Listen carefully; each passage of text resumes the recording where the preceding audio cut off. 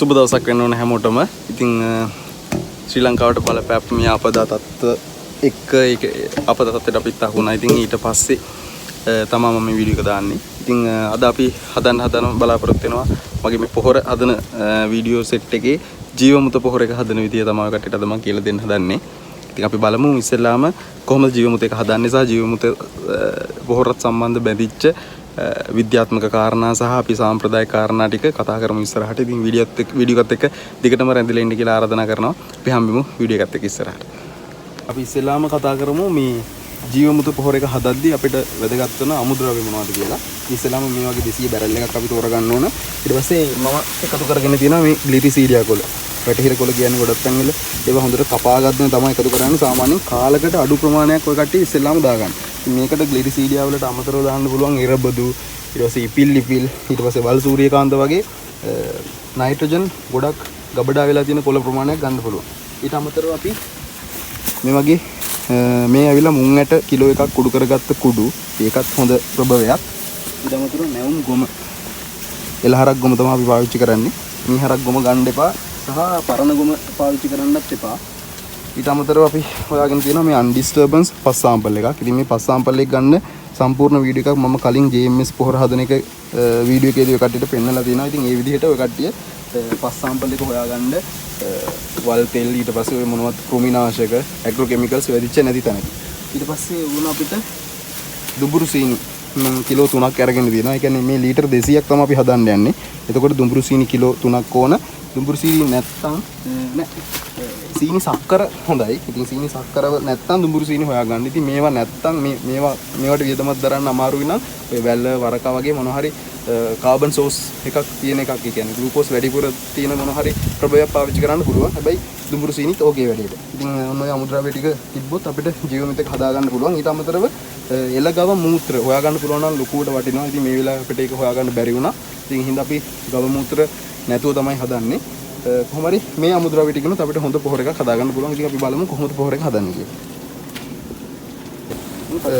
අපි මේ ග්ලිරිසීඩියා දාගත්ත බැරල් එකට ඉස්සෙල්ලාම අපි ගොම සාමාන්‍යයෙන් කිලෝ 1.5ක් විතර දාගත්තාම ඇති. ඉතින් මේක කතන්දරයක් නෑ, හිට මෙහෙට වෙලා දාගන්න තියෙන්නේ. අලුත් ගොම ඉතින් කිලෝ 1.5ක් විතර වෙන්න දාගන්නවා කට්ටිය.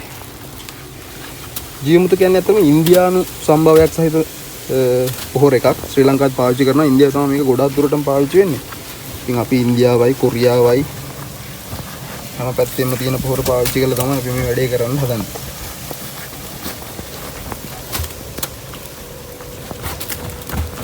පුතු කරගත්තා. බෑග් එක ගන්නෑ.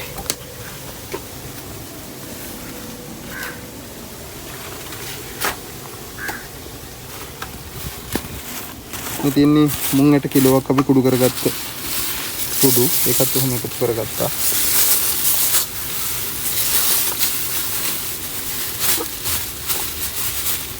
මුං ඇට දාන්න හේතුව තමයි මේ රයිසෝබියම් බැක්ටීරියා එක සාමාන්‍ය මේ රනිල කුලේ බීජවල ගොඩාක් ගබඩා වෙලා ඉන්නවා කියන ඉන්නවා. ඉතින් ඒකේ රයිසෝබියම් බැක්ටීරියා එක එකතු කරන්න තමයි මේ මුං ඇට වගේ රනිල කුලේ ශාකයක බීජ කුඩු කරගත්ත ප්‍රමාණයක් එකතු කරන්නේ. ඉතින් එතකොට වායුගෝලීය නයිට්‍රජන් තිර කිරීමේ හැකියාව රයිසෝබියම් බැක්ටීරියාට තියෙනවා. එතකොට ඉතින් නයිට්‍රජන් ගැන අපිට ලොකුවට වද වෙන්න ප්‍රශ්නයක් නැහැ. ඊට පස්සේ අපි මේ එකතු කරගත්ත පස් සාම්පල් එක සාමාන්‍ය එකෙත් 5 කිලෝග්‍රෑම් එකක් එකමාරක් විතර උනාම ප්‍රශ්නයක් නැහැ. ගතල් හොඳට එකතු කරගත්තා. ඉතින් මේදී අපි එකතු කරනවා සීනි කිලෝ 3. මේකට අර මම කලින් කිව්වා වගේ සක්කර හකුරු වගේ හැමත් කටට එකතු කරගන්න පුළුවන්. ඉතින් මේක තමයි අපි එකතු කරන සුද්ධ ජීවින්ට කාබන් සෝස් එකක් අපි සපයලා දෙන්නේ. මම කලින් JMS හදන වීඩියෝ එකේදී මම සම්පූර්ණ කතන්දරය කටට කියලා තියෙනවා. ඊට අමතරව මේ වීඩියෝ එකේදී මේකේ වෙන විද්‍යාත්මක කාරණා සහ මේකේ වෙන සංසිද්ධිය ගැන ඔයකට විස්තර කරන්න. ඉතින් දැන් අපිට තියෙන්නේ වතුර පුරව ගන්න. ඉතින් වතුර පුරව ගද්දී ඔය කට්ටිය සැලකිලිමත් වෙන්න ක්ලෝරින් සහිත ටැප් වතුර පුරවන්න එපා. පුළුවන් නම් ලිඳකින් නැත්නම් ඒ කියන්නේ කිමිකල් ද්‍රව්‍ය මිශ්‍ර නොවිච්ච වතුර පාවිච්චි කරනවා නම් ඔකට හොඳයි. ඉතින් අපි පාවිච්චි කරන්නේ යන අතන තියෙන අපේ මාළු පොණ්ඩ එකෙන්. ඉතින් මාළු පොණ්ඩ එකේ ගොඩක් නියුට්‍රියන්ට්ස් තියෙනවා. ඇමෝනියා දිය වෙලා තියෙනවා මාළුන්ගේ එක්ස්ක්‍රීටා විදිහට. ඉතින් ඒ වතුර තමයි අපි පාවිච්චි කරන්නේ. අපි මේක පුරවන්නේ. ඉතින් පුරවලා ඉවර වෙලා මම ඉතිරි වීඩියෝ ටික ඔය කට්ටියට ගේන්න.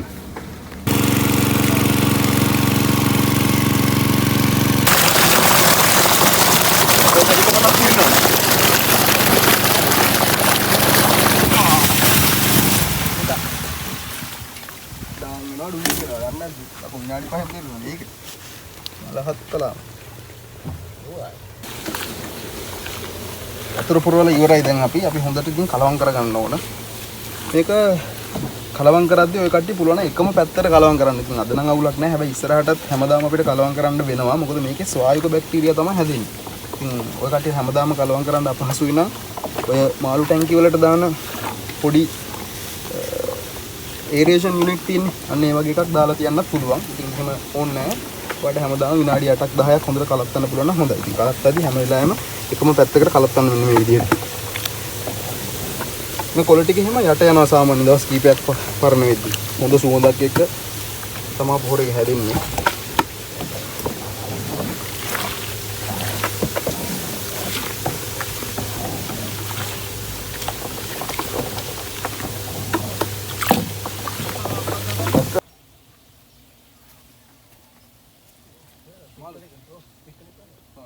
හරි දැන් මේ විදිහට තමයි අපි මූලික මිශ්‍රණය හදාගන්නේ. ඉතින් මේක දවස් 7ක් යනකල් අපිට වහලා මුලින්ම තියන්න ඕනේ. හැබැයි හැමදාම ඔය කට්ටිය විනාඩි 7ක් 8ක් යනකල් හොඳට මික්ස් කරන්න. මේකට ඒ කියන්නේ ස්වායුක වෙන්න, ඒ කියන්නේ මේකේ ඔක්සිජන් කන්සන්ට්‍රේට් වෙන්න ඔය කට්ටිය හොඳට මික්ස් කරන්න. ඉතින් දවස් 7කට පස්සේ ඔය කට්ටියට මේක ප්‍රයෝජනෙට ගන්න පුළුවන්. ඊට අමතරව මේක පාවිච්චි කරන්නේ 1:10 අනුපාතයෙන්. ඒ කියන්නේ අපි මේවා ලීටරයක් ගත්තොත් වතුර ලීටර 10ක් එක්ක කලවම් කරලා ඔය කට්ටියගේ ලිමානේ හරි ටනල් එකක් හරි ඕන පැලයකට අපිට පාවිච්චි කරන්න පුළුවන්. ඉතින් අපි අපේ ටනල්ස් වල ඩ්‍රිපර්ස් ලයින් එක කරා මේ පොහොර එක ලබා දෙනවා 1:10 අනුපාතයෙන්. ඒ කියන්නේ ලීටර් 200 ටැංකියකට අපි ලීටර් 20ක් වෙන්න මේවා දීලා තමයි අපි අපේ ටනල්ස් වලට ලබා දෙන්නේ. ඉතින් මේක සාමාන්‍ය මාසයකමාරක් විතර වෙනකල් ඔය කට්ටියට කල් තියාගන්නත් පුළුවන්. ඉතින් හොඳ වැඩ කරන පොහොරක් මේ පොහොර එක අපි හදලා try කරලා තමයි ඔය කට්ටියට මේ ගෙනෙන්නේ. ඉතින් කරලා බලන්න මහා වියදමක් යන්නේ නැහැ සහ rocket science මේව හදාගන්න. ඉතින් මේ වගේ වෙන සාමාන්‍ය විද්‍යාත්මක කාරණේත් අර JMS ස්පෝර හදන එක වෙන එකම තමයි අපි මයික්‍රෝබ්ස් ලා ඇඩ් කරනවා පස් සාම්පල් එක කරා. අමතරව ඒ කට්ටියට කාබන් සෝස් එකක් විදිහට අපි සීනි ලබා දෙනවා. එතකොට පස් වල තියෙන සහ නයිට්‍රජන් වැඩි මේ කොළවල තියෙන නයිට්‍රජන් ඒ කට්ටිය නිදහස් කරලා දෙනවා සහ රයිසෝබියම් බැක්ටීරියා එක අපි assume කරලා ඇතුළත් කරනවා අර මුං ඇට බීජ කුඩු හරහා. ඉතින් එතකොට ගොමවල තියෙන මයික්‍රෝබ්ස්ලා සහ අපි එකතු කරන පස් සාම්පල් එකේ තියෙන මයික්‍රෝබ්ස්ලා එකතු වෙලා මේක හොඳ පොහොර නයිට්‍රජන් වැඩි පොහොරක් තමයි හදන්නේ. ඉතින් අපි ප්‍රධානම නයිට්‍රජන් සෝස් එකක් විදිහට අපි මේක පාවිච්චි කරනවා අපේ වගාවන් කරගෙන යද්දී. ඉතින් නයිට්‍රජන් සෝස් එක විදිහට ජීවමුත ඊට පස්සේ පොටෑසියම් සෝස් එක විදිහට අපි ෆිෂ් ටොනික් එක පාවිච්චි කරනවා. ෆිෂ් ටොනික් එකේත් වීඩියෝ එකක් මම ඉස්සරහට ගෙන එනවා. ඊට පස්සේ ෆොස්ෆරස් ෆර්ටිලයිසර් එක විදිහට අපි පාවිච්චි කරන්නේ ජදාම් මයික්‍රෝබියල් සොලියුෂන්. ඉතින් ඔය ෆර්ටිලයිසර් තුන අපි සප්ලිමන්ට් එකක් විදිහට ලබා දෙනවා අපි පාවිච්චි කරන කෙමිකල් ෆර්ටිලයිසර් වලට අමතරව. ඉතින් එතකොට තමයි අපිට කොස්ට් එක අඩු කරගෙන අපේ ප්‍රොඩක්ෂන් එකක් ඒ කියන්නේ කොස්ට් ඔෆ් ප්‍රොඩක්ෂන් එක අඩු කරගෙන අපිට අපේ මැච් එකක් ගහ ගන්න පුළුවන්. ඉතින් ඔය කට්ටිය කරලා බලන්න. ඉස්සරහටත් දිගටම අර මෙහෙන channel එකත් එක්ක එකතු වෙලා ඉන්න කියලා ආරාධනා කරනවා. subscribe කරලා නැති කට්ටිය subscribe කරලා bell icon එක click කරලා තියාගන්න. මම වීඩියෝ එකක් දාපු සනින් ඔයා ගාවට notification එකක් ගෙන්න ගන්න පුළුවන්. එහෙනම් ගිහිල්ලා එන්න. ජය වේවා. ළඟදී මාගේ වීඩියෝ එකේදී හම්බෙමු.